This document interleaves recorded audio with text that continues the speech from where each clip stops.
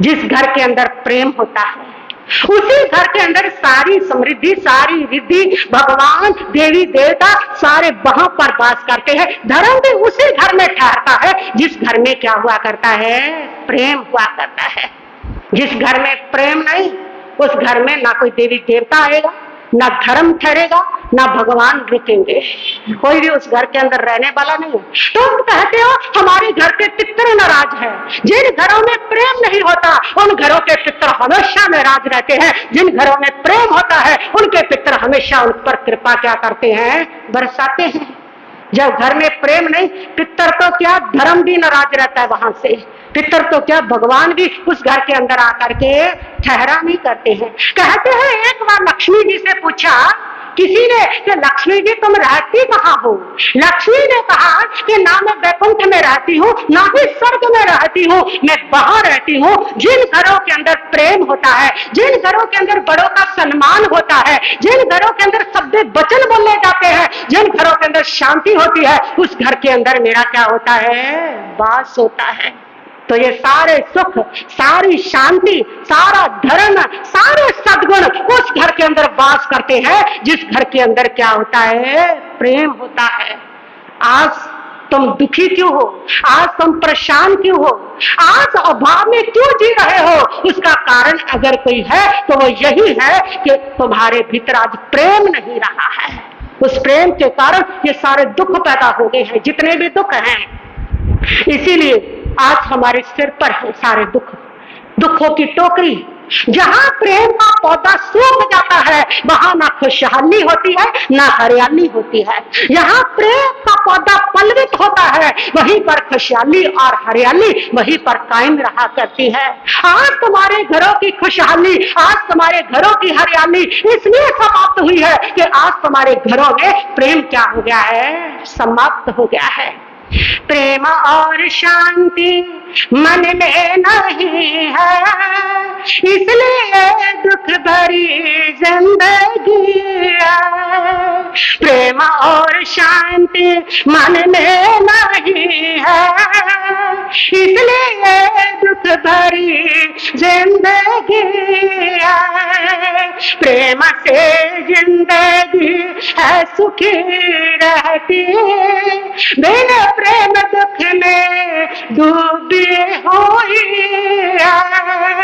प्रेम से जिंदगी सही रहती, बिना प्रेम दुख में डूबी हुई है। प्रेम और शांति मन में नहीं है, इसलिए दुख भरी जिंदगी है। भाई भाई में कटुता न होती, जहर भी इतना कड़वा न होता।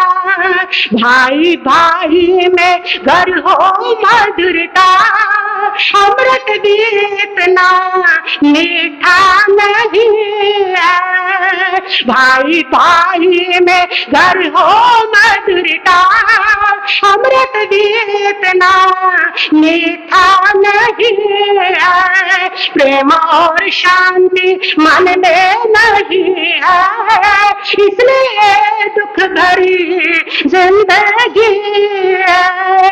ये सारी दुखों से भरी जिंदगी इसीलिए है, इस जिंदगी से प्रेम समाप्त हो गया है। यहाँ भाई भाई में प्रेम नहीं होता, वहां जिंदगी कड़वी हो जाती है, जहर बन जाती है, दुखी हो जाती है। और भाई भाई में जिन घरों में प्रेम होता है, सास बहू में प्रेम होता है, वहां जिंदगी में ऐसी मिठास होती है कि अमृत भी उसकी तुलना नहीं कर सकता है। ऐसा स्वर्ग होता है उस जिंदगी में, ऐसी मिठास होती है।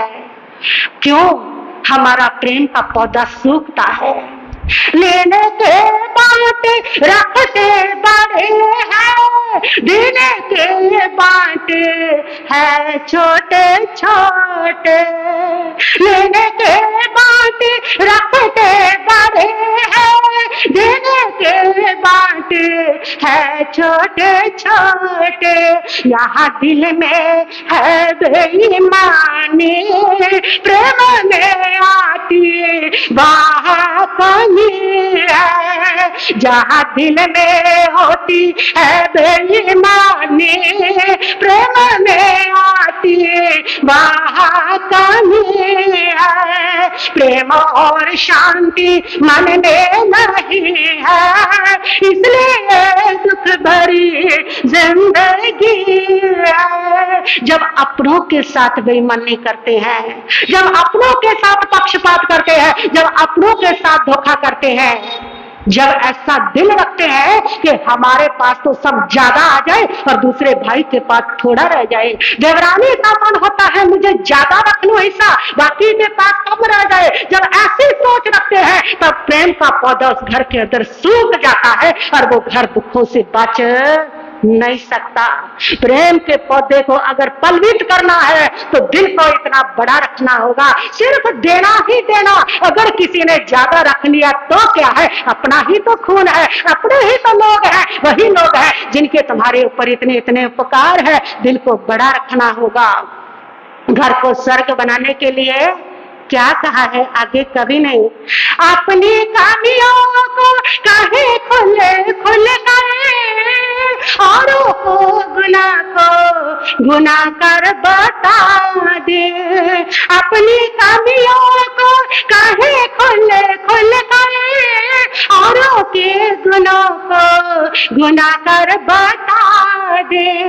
जब इतनी कुर्बानी कर सकोगे प्रेम में आती तब रोशनी है, जब इतनी कुर्बानी कर सकोगे प्रेम में आती तब रोशनी है, प्रेम और शांति मन में नहीं है, इसलिए दुख भरी जिंदगी है।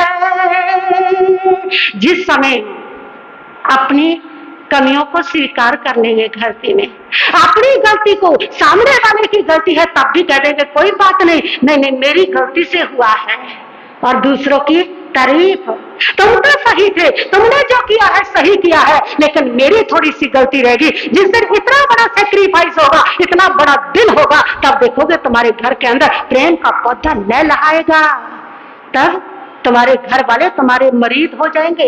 जिस दिन तुम अपनी गलतियों को स्वीकार करने लगेंगे, तुम्हारे परिवार वाले आगे से हाथ पकड़ लेंगे, नहीं नहीं वो भी कहेंगे तुम्हारी गलती नहीं है, हमारी भी क्या है, कमी है। लेकिन जब तुम दूसरों पर ही थोपते हो, सब तुम्हारी वजह से, तुम ही ऐसे, तुम ही निकम्मे, तुम ही सब कर रहे हो, तुम ही मुझे दुखी कर रहे हो, तो सामने वाला भी तुम्हें वही लौटाता है। जिससे तुम प्रेम लौटाओगे ना कि तुम्हारी गलती नहीं, मेरी गलती नहीं, सामने से भी वही आएगा। थोड़े दिनों के बाद वो भी यही कहेंगे मत हाथ जोड़ो, आपकी गलती नहीं, हमारी ही भी क्या है, गलती है। जो देते हैं वही लौटता है। प्रेम इसी प्रकार पुष्ट होता है। अपनी गलतियों को मानना सीखो, स्वीकार करना सीखो। प्रेम की डोर इतनी बड़ी हो, दिल देने पे कभी ना टूटे।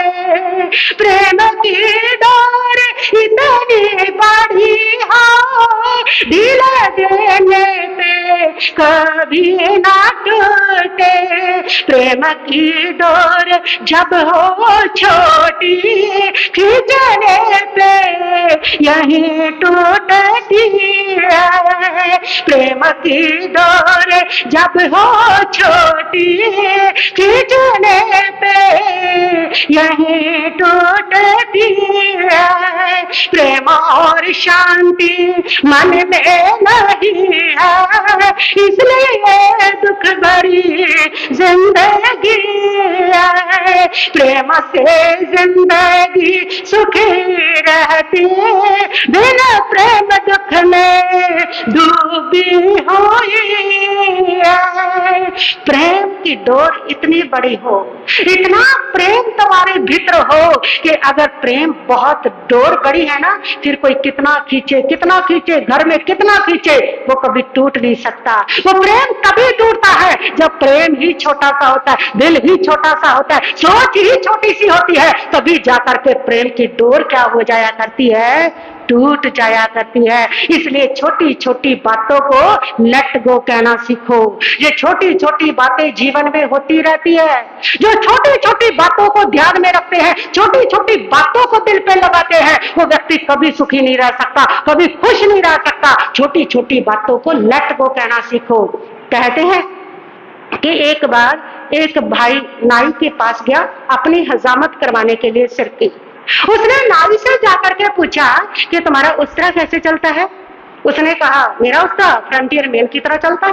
वो फटाफट बैठ गया, फिर तो कर ही दे फटाफट। उसने अपनी हजामत करवाई और उसके बाद उठ करके शीशे में देखा तो उसने देखा छोटे छोटे बाल रह गए।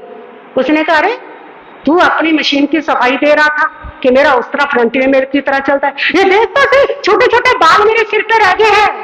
उसने कहा मैंने पहले ही कहा था भाई साहब कि मेरा उस्तरा फ्रंटियर मेल की तरह चलता है। और आपको पता होना चाहिए फ्रंटियर मेल छोटे छोटे स्टेशनों पर नहीं रुकती है।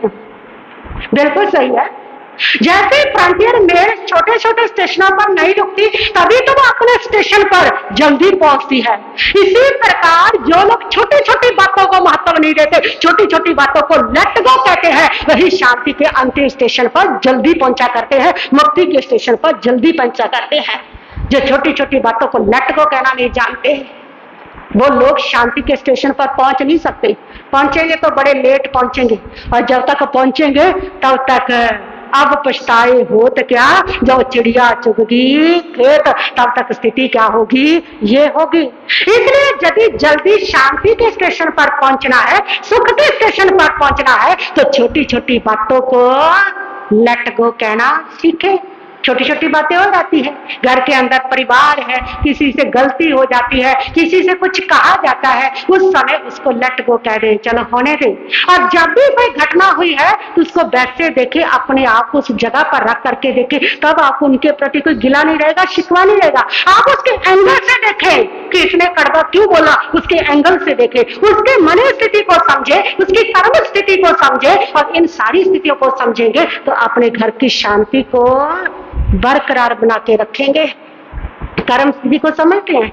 घर में जब कोई कड़वा बोलता है कि ये बेचारा कर्म के वशीभूत होकर के ऐसा उद्यम कर रहा है, समझते हैं नहीं, तब तो साथ में कूद पड़ते हैं, उसके साथ अपने कर्म और बढ़ा लेते हैं, और सारा दिन कर्म पड़ रहे हैं यहाँ पर बैठ करके जीव दया कर रहे हैं। तो मेरा यही कहना है, सबसे पहले धर्म की शुरुआत अपने घर से करो, अपने परिवार से करो। सबसे पहले मैत्री प्रेम दया अपने परिवार के ऊपर करो, वहां पर शांति की स्थापना करो, और वहां पर जब शांति की स्थापना होगी तभी आपको मुक्ति का अधिकार प्राप्त होगा, और नहीं तो मुक्ति मिलने वाली नहीं है। तो अपने घर के अंदर और भी दो चार मुद्दे थे।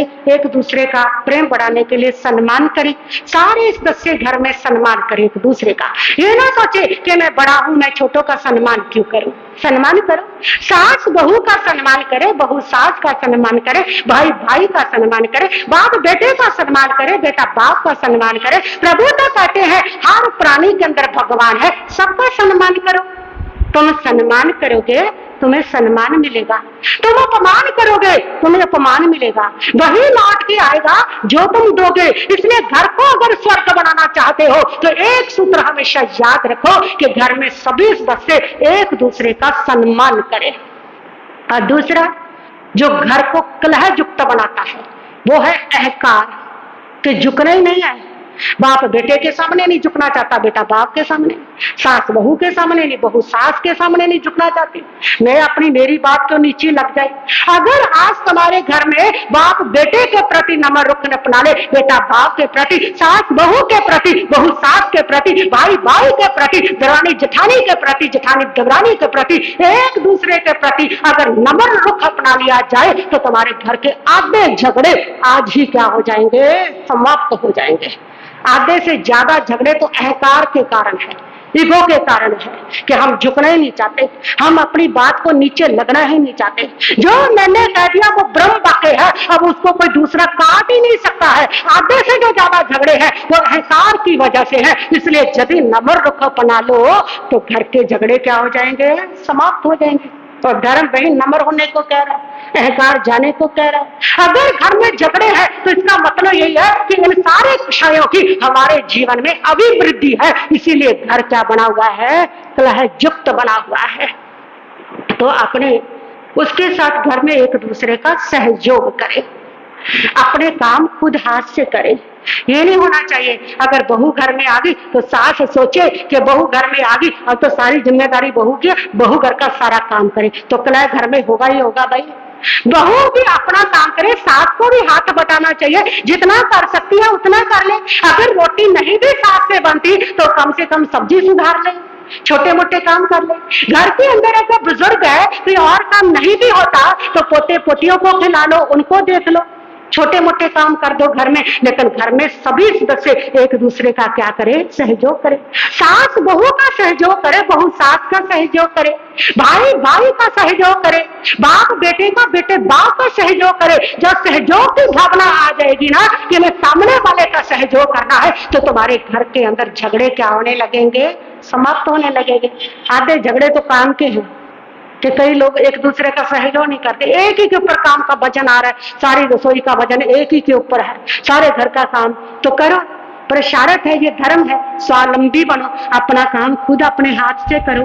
घर में जो भाई है वो अपना काम खुद करे ना, नहाना है अपना टॉवल खुद ले, ब्रश ले। जरूरी तो नहीं कि सारे काम के लिए पत्नी को आवाजें लगानी है, अपना काम खुद करे। बच्चे हैं अपनी थाली खुद उठा के रखे, तू खुद धो ले।